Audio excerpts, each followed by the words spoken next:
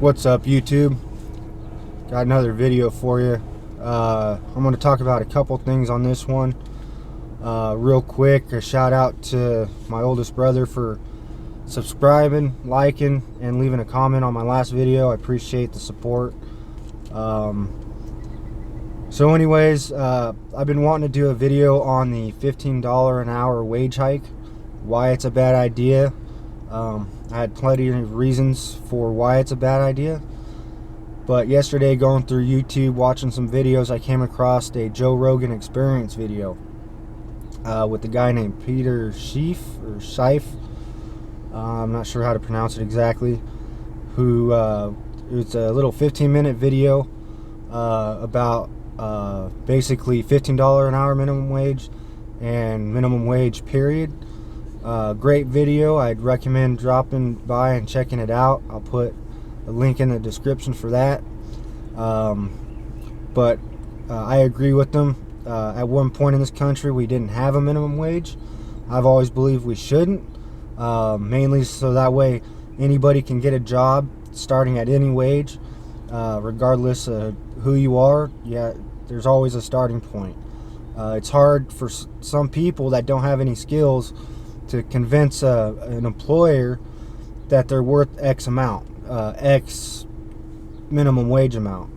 So without a minimum wage, an employer can pay anybody what they want at whatever price that is agreed upon by both employee and employer. And depending on how that employee does, can always move up, make more, do better, learn skills to move on.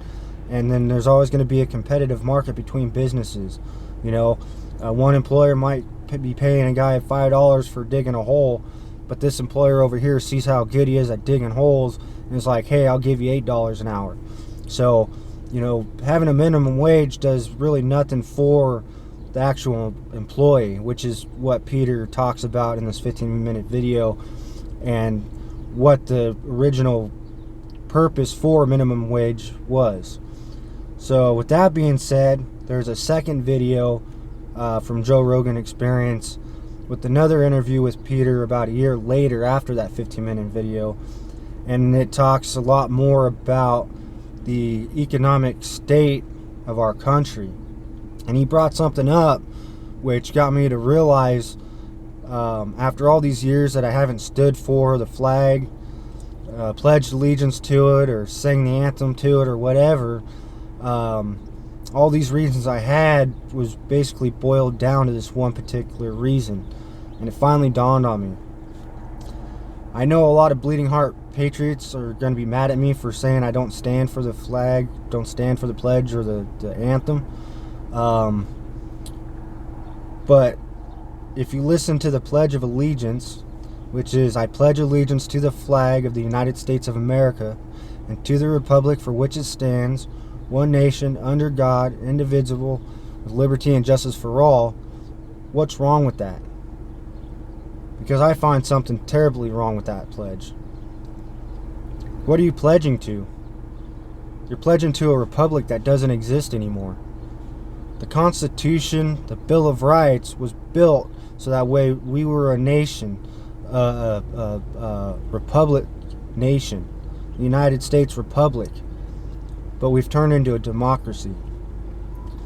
Now in a republic, a state in which, so state of affairs, a state in which supreme power is held by the people and their elected representatives, and which has an elected or nominated president rather than a monarch.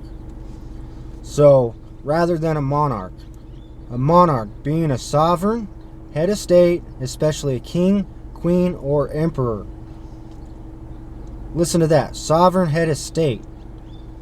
Remember, state of affairs, a state, the people. Sovereign. Who do you know in this country that are sovereign citizens? It sure in the hell isn't the population. If I think of sovereign citizens, the first thing I think of are costume-wearing badge thugs, political parasites.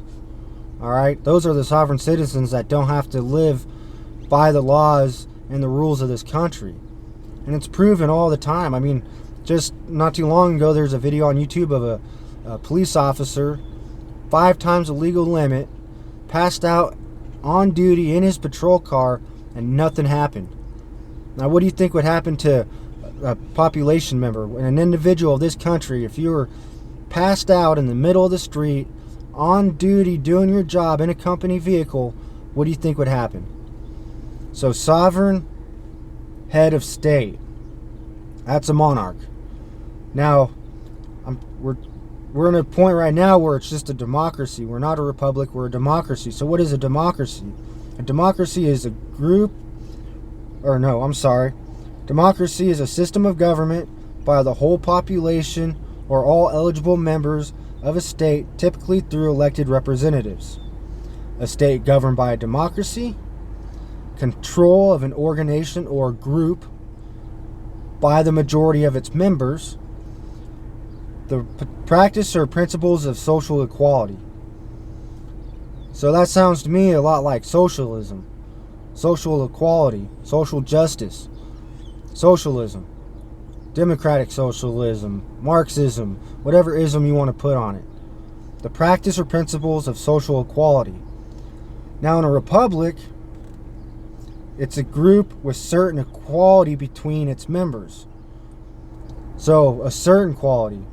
So, not everybody's going to have the exact same quality, because some people are going to work harder than others. And if you work harder than others, then you should deserve more equality.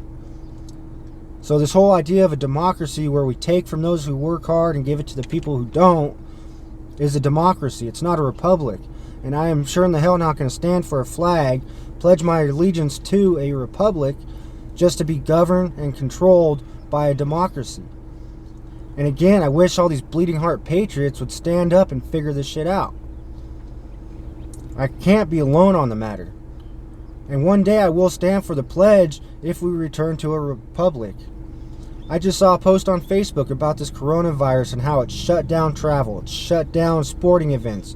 It's taken, people are in mass hysteria, going, buying all the fucking toilet paper, getting in fights over toilet paper, so forth, so on. And it's all because the government has so much control over us. Overnight, we are just buffoons. We have no power. It's all in the government's hands. So we at some point need to figure out what we need to do to get our republic back. And it sure isn't going to be the government that does it for us. Because I don't know at all if I've ever heard a president or presidential candidate, legislator, governor, whoever political parasite you want to think of, stand up and go, we want the United States of America republic back. We want the people to have control back. Because again, right here, a state, right, we're sad state of affairs, a state in which supreme power is held by the people and their elected representatives. So that's all of us. And which has an elected or nominated president rather than a monarch. Monarch being a sovereign head of state. All I'm trying to do with this channel is I'm trying to bring to light that we have over 100 so years slowly let the government by generation take our rights away. When I was a youngster back in the days living with my grandma, I remember her sitting there and telling me, son, they're taking your rights away little by little. By the time you're my age, you're not going to have any rights left. And by God, if I don't fucking believe that. I mean, hell, just Monday, I went to purchase a firearm, and for some reason I had to wait 3 days. So I went to purchase a firearm so that way I could feel secure, I could feel like I could defend myself. And for 4 days, because I couldn't get it until today, I had to sit there and feel defenseless. I had to feel unsecure. Because I sure in the hell don't feel safe by the police. I sure in the hell don't feel safe because of the government. Alright, so we need to get our rights back. We need to get the Constitution undiluted. Because that's what's happened is our Constitution, the rights, they've all been diluted by a democratic government. So help me out and let's get our United States of America Republic back. Until next time, know your rights. Don't be punked to your rights. Have a good day.